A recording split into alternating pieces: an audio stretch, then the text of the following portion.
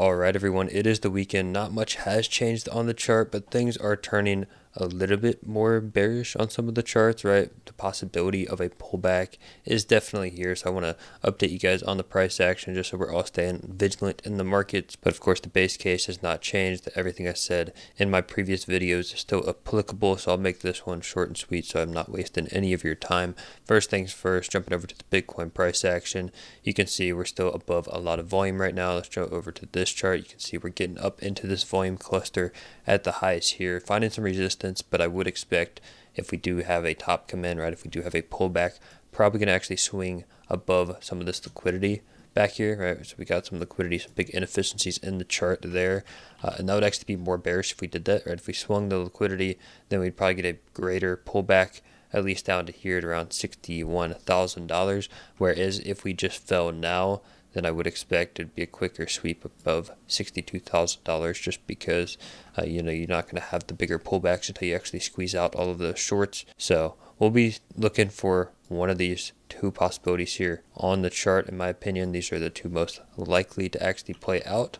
But at the same time, if Bitcoin is to maintain its momentum, maintain the higher lows, the higher highs, and stay in this kind of honey badger mode, then don't be surprised if we could just kind of flip that and go for all-time highs. A lot of different possibilities on the chart. Just want to give you them all so you keep an open mind to any situation. Also, I guess you could say worst case scenario is we could actually reject and fall into the bear market. That's not out of the equation at all.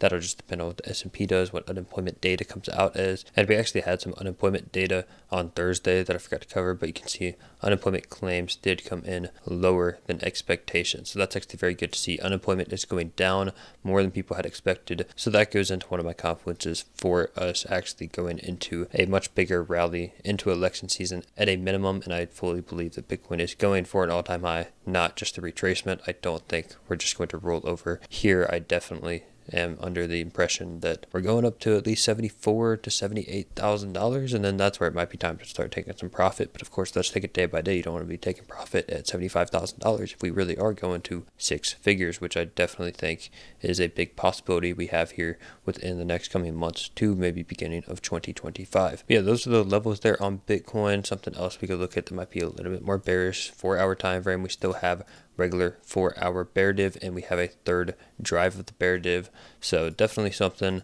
there that you might want to keep in mind, right? We definitely got the bear div going on, and we don't necessarily have the hidden bull div that we had talked about previously, right? Back at this consolidation range down here, yes, we had the bear divs, but we also had hidden bull divs, and I said the hidden bull divs a lot of times overpower the bear divs. Now we don't really have that bullish confluence on the RSI, but of course these confluences only play out about 50% of the time anyway. So we'll see what happens. Momentum is to the upside. Indicators are pointing a little bit more bearish. Now let's go over to the altcoin market, because I've been saying altcoin season is pretty much started, and we are seeing again a little bit more of a bearish sign over here because we got below this top level of volume and we have started to reject it. So deviation to the upside, now starting to reject this. Does that mean it's the end of the world? No, we could easily just get back above and start heading on up. I still think Bitcoin dominance is going to continue up here, so I wouldn't be surprised to see altcoins still outperforming. I know a lot of stuff in my portfolio has been doing very, very good today, even with Bitcoin just kind of consolidating. So yeah, still thinking we're in the beginning stages of an altcoin season, but because we have rejected this, don't be surprised if we at least come down to test this lower $620 billion market cap level. That's the bigger level on the chart that I wanted to see back tested. So it would make a lot of sense to come back down there and tap that before heading on up higher. So just keep that in mind. Probably not the best day to go ahead and FOMO in on leverage with your altcoin market. I'd say overall anyway, you shouldn't be leveraging altcoins. You should leverage Bitcoin if you are trading and then buy altcoins on spot. So yeah, that's all I wanted to cover in today's video. Some signs of weakness, but overall we still have the bullish momentum.